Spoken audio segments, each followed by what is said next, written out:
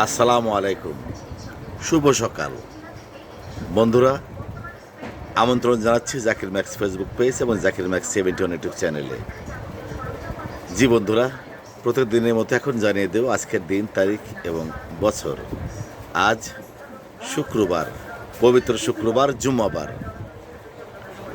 আজ 8ই মে 2026 ইংরেজি বছর, 24শে বৈশাখ 1433 বাংলা বছর, 19শে জিলকদ 1447 আরবি বছর।